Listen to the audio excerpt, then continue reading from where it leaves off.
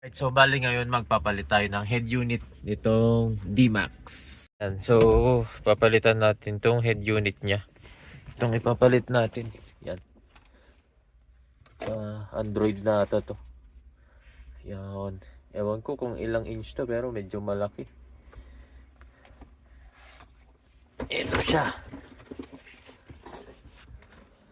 Mamaya tanong natin kung saan nila nabili. Para pwede nating ilink sa natin, description. Kung gusto nyo rin magpalit ng ganito. Android head unit. Sabi din. 9 inch. So, saktong-sakto dito. Bali, papalitan na to. Itong parang housing niya. May binili na rin sila dito.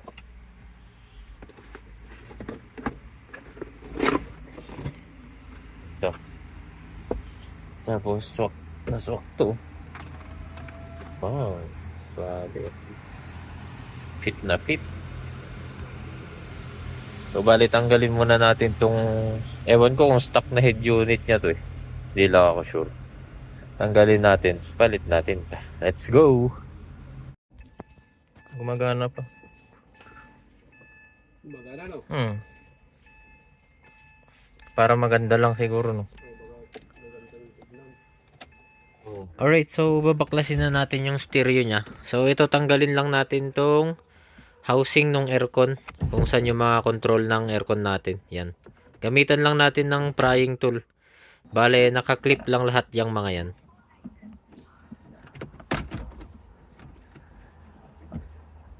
So after nating matanggal tong housing ng controller ng mga aircon niya, may dalawang tornilyo lang dyan. Makikita agad natin sa ilalim ng stereo. Nandyan sa loob. So dalawang Phillips screw lang yun. Tanggalin lang natin. Then mahugot na natin tong kanyang head, tong stock stereo niya.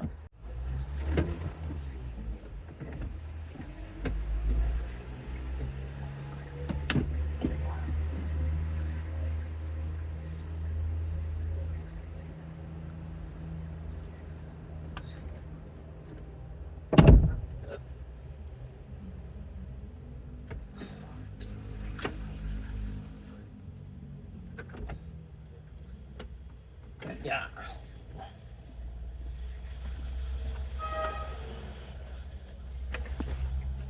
Ngayon, tanggalin itong hazard.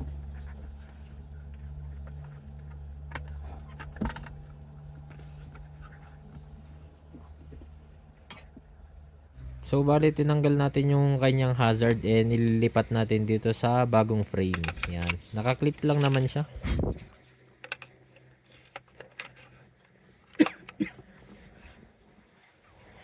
Nakaklip. Tapos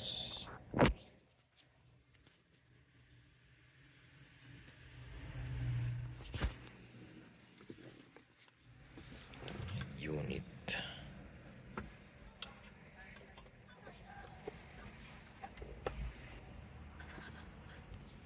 Pit na pit.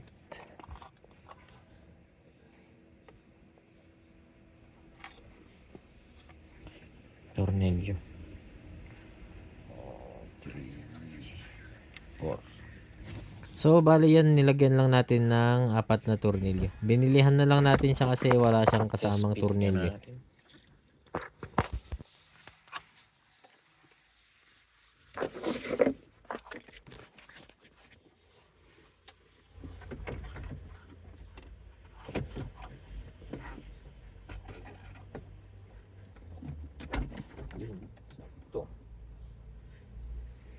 Yan. Ito yung mga power niya. Pati speaker dito na rin. Ito. Hindi ko sure kung ano ito eh. Ano yan, ground? Ito. Parang walang nakalagay dito eh.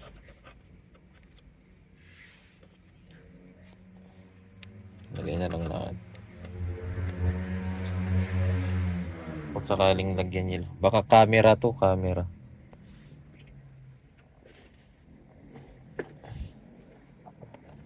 Ito, USB lang itong mga to. USB.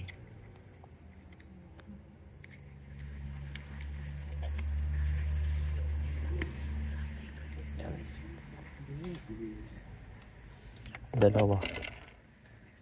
Isang 4 pin, isang 6 pin. 6 pin. Ay, 4 pin din pala. 6 lang. 6 lang yung housing. Tapos ito, GPS nya to dito.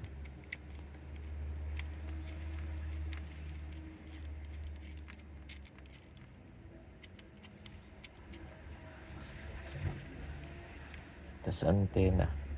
Yun lang. Yan, so nalagay na natin lahat. Ito pang ano to, subwoofer ata itong mga to. Yan. Pero dito rin yung manggagaling yung sa reverse cam natin. Hanapin na lang natin mamaya. GPS kasama nung Android head unit, antenna. Gamitin natin yung stock. Ito, di ko rin sure eh. Pero check natin kung sa camera. Ito yung power outlet. Check natin kung pasok to dito. Kung mag color coding sila para sa alpakan na lang. Hindi na tayo mag splice ng wires. So yan. Pangatlo dito. Ito. Yung ignition. Ay, yung live. Check natin dito. Yan, mayroon din. Alright, so na-check ko na lahat. Ayos naman. Kapares sila lahat as in. Pati ground, pati yung mga speaker. So, salpak na lang natin to. Take off muna natin. Baka ma-fuse. Minsan na-fuse pag ganun eh. So, salpak natin to.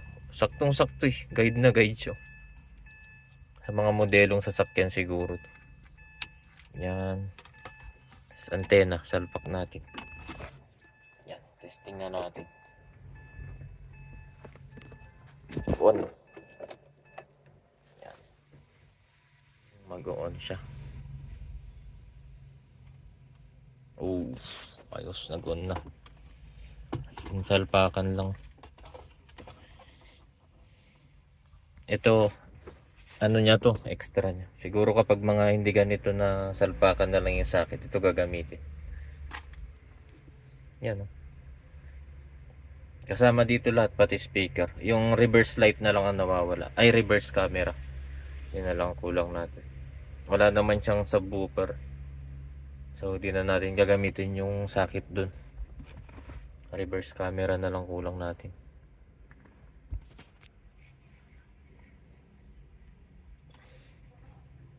Yan. Yan. Baka makopyright tayo pero meron na siyang sounds.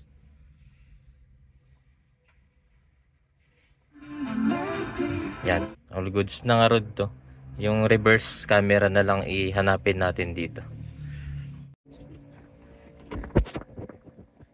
Yan. Bali nahanap ko na rin yung reverse camera niya. Dito. Ito.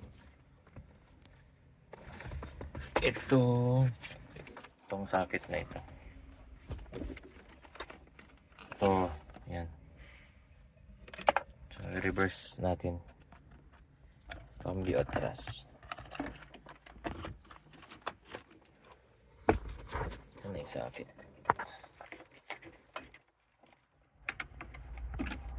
Yan. Cambio atras. Yan. May sensor pa nga sa likod. Testerin natin. Yan. May kuryente siya. Ayun, yung trap. Yan, nawala. Diyan natin itatap yung kulay pink. Yung back sabi niya. Kung for example ito, yan. Back sabi niya. Parehas lang to dun. Tap natin. So yan, sira yung camera niya. Double. Palitan na lang natin. Pero yan yung connection niya. Tama nga dito. Yung itong socket na ito. Yung may yellow. Yan yung reverse. So dito, wala, sa yellow na yan, walang camera dyan. Dito ang reverse camera niya. Yan. Dyan yung socket niya. Tapos yan na. Nilagay na natin, up na natin dyan. Yan. Papuntang kulay pink. Yan. So, bali ngayon, fix natin dito tapos lagay tayo ng bagong reverse cam. Meron siyang kasama naman. Yan. Tapos pinalabas natin dito pala yung sa USB niyang dalawa. Yan. If ever may isaksak man sila dito. Yan. Tapos ito yung GPS niya. Dikit na lang natin, tago natin to. Naayos na natin yung reverse. Pero kahit ganoon, iba pa rin.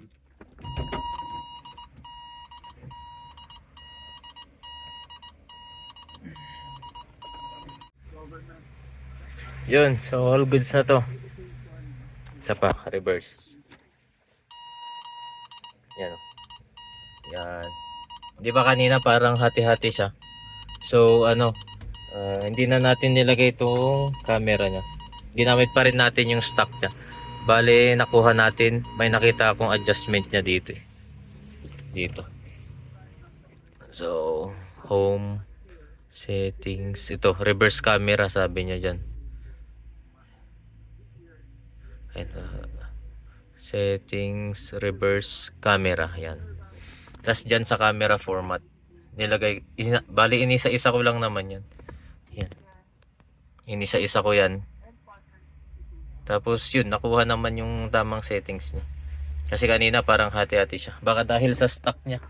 Kasi itong stock niya syempre maliit. Yan. Maliit lang naman eh. So, buti may ganun siyang option dito. Di na natin nilagay itong kasama ng head unit. Yan. Saka spare na nila to. Saka mas maganda yung lalagyanan ng stock. Nakalagay siya dun sa handlebar. Yung hawakan dun. Yan. So, all goods na to. Bali, alos wala nga tayong winirings. Yung reverse ano lang. Camera lang. Yung dito lang. Yung kulay pink lang. Ayun lang yung winirings natin. Kasi nag-plug and play naman yung socket kanina, di ba? Bali, nire-check lang natin yung mga connection. Yung ground. Yung live. Yung ignition. I mean, accessories pala. Accessories. Tapos, speaker na kasi yung iba. Yung speaker madali lang i-check. Tsaka maganda tong nakuha nilang head unit. Hindi siya lag. Hindi tulad nung iba. Ang tagal na mag-boot tas lag pa. Itong sa kanya maganda. With wifi na din. Yan. May Play Store din to eh. May Play Store ba to? May Netflix. Kaso wala tayong wifi. YT, YouTube. Wala tayong wifi. So yun lang.